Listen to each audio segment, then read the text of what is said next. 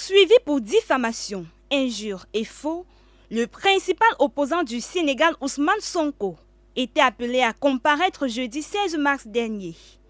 Le ministre du Tourisme, Mame Baye Niang, lui reproche d'avoir déclaré qu'il avait été épinglé par un rapport de l'Inspection générale d'État pour sa gestion d'un fonds pour l'emploi des jeunes. Une fois à la barre, Ousmane Sonko a expliqué qu'il voulait choisir son itinéraire, mais la police et la gendarmerie lui imposent le leur. Le politicien a fait savoir qu'il a été brutalisé. Ce dernier s'est au préalable fait ausculter par un médecin au tribunal. Après plusieurs heures, l'audience sous haute tension n'avait toujours pas abordé le fond du dossier. Ceci étant, le procès a finalement été renvoyé au 30 mars prochain. Cette décision de renvoi a dès lors déclenché de la nervosité et de l'agressivité chez les uns et les autres.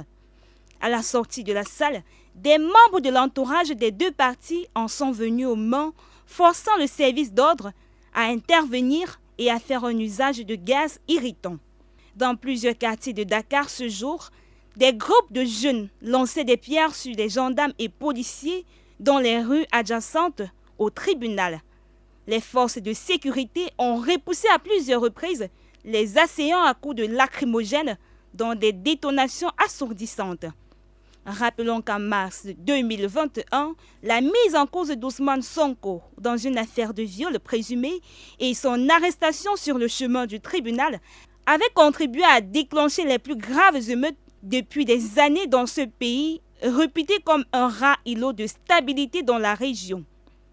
Le dossier de viol présumé, non jugé pour le moment, et celui pour diffamation font peser la menace d'une éventuelle illégibilité sur la candidature d'Ousmane Sonko pour la présidentielle 2024.